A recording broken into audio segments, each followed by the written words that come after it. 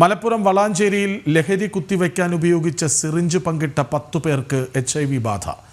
ആരോഗ്യവകുപ്പിന്റെ അന്വേഷണത്തിലാണ് HIV ബാധ സ്ഥിരീകരിച്ചത്.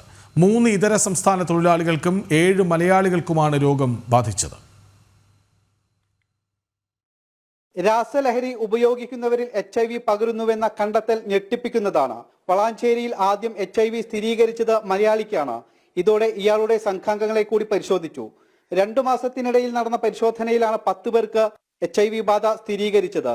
ഒരേ സിറിഞ്ചോ അല്ലെങ്കിൽ വീണ്ടും ഉപയോഗിക്കുന്ന സിറിഞ്ചിലൂടെയോ ആണ് രോഗം പകർന്നത് എന്നാണ് ആരോഗ്യവകുപ്പിന്റെ കണ്ടെത്തൽ. നമ്മുടെ HIV ഭാഗം HIV സ്ക്രീനിങ്ങിന് വേണ്ടി കേരള എയ്ഡ്സ് കൺട്രോൾ സൊസൈറ്റിയുടെ ഭാഗമായിട്ട് ഹൈ റിസ്ക് ആയിട്ടുള്ള പോപ്പുലേഷൻ, പ്രത്യേകിച്ച് ഇതുപോലെ IV ഡ്രഗ് യൂസേഴ്സ്, അതുപോലെ സെക്സ് വർക്കേഴ്സ്, അങ്ങനെയുള്ള ആളുകളെ സ്ക്രീൻ ചെയ്യുന്നുണ്ട്. കാരണം HIV ഉണ്ടോ എന്നുള്ളതിന് വേണ്ടിയിട്ട് നടത്തുന്ന ഒരു സർവേ ആണത്. അപ്പോൾ ഇവരെ അടുത്ത് നമുക്ക് ചെല്ലുക എന്നുള്ളതും ഈ HIV സ്റ്റാറ്റസ് അറിയുക എന്നുള്ളതും വളരെയധികം ബുദ്ധിമുട്ടുള്ള കാര്യമാണ്. അപ്പോൾ അതിനായിട്ടുള്ള സ്റ്റാഫ് ഇവരെ സ്ക്രീൻ ചെയ്തപ്പോൾ ഈ ഹൈ റിസ്ക് ആയിട്ടുള്ള ആളുകളെ കണ്ടെത്തുകയും അതിലൊരു വ്യക്തിയെ കണ്ട് അവരെ കൗൺസിൽ ചെയ്ത് ടെസ്റ്റിങ്ങിന് വിധേയമായപ്പോഴാണ് ഇങ്ങനെ അവർക്ക് HIV പോസിറ്റീവ് വന്ന് കാണുകയും പിന്നീട് അവരിൽ നിന്ന് ചോദിച്ചിട്ടാണ് നമുക്ക് ഏകദേശം ഈ കഴിഞ്ഞ 2 മാസമായിട്ട് നമുക്ക് ഒരു 10 പേരെ നമ്മൾ ഐഡൻറ്റിഫൈ ചെയ്തു.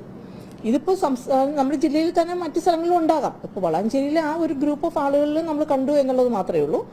അപ്പോൾ ഇങ്ങനെ പോസിറ്റീവായുള്ള ഒരു HIV പേഷ്യൻ്റ് പോസിറ്റീവായിട്ടുള്ള ഒരാൾ ഉപയോഗിച്ച നീഡിലും മറ്റുള്ളിലും ഉപയോഗിക്കുന്നു എന്നുള്ളതാണ് നമുക്കിതിലെ ഏറ്റവും പേടിക്കേണ്ട ഒരു കാര്യം. 10 പേരും പ്രത്യേകം നിരീക്ഷണത്തിലാണ്.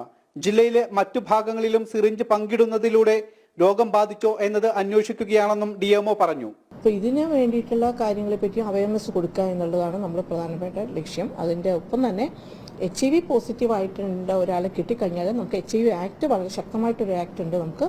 അപ്പോൾ ഇവരെ നമ്മൾ സ്ക്രീൻ ചെയ്ത് കൗൺസിലിംഗ് നടത്തി അവരെ ചികിത്സയിലേക്ക് കൊണ്ടുവരണം. മറ്റുള്ളവരെ ടെസ്റ്റ് ചെയ്യണമെങ്കിൽ പോലും നമ്മൾ ഇവർക്ക് കൃത്യമായ കൗൺസിലിങ്ങും കാര്യങ്ങളും എല്ലാം കൊടുത്തിട്ടേ നമുക്കവരെ ടെസ്റ്റിങ്ങിന് പോലും കൊണ്ടുവരാനായിട്ട് കഴിയുള്ളൂ.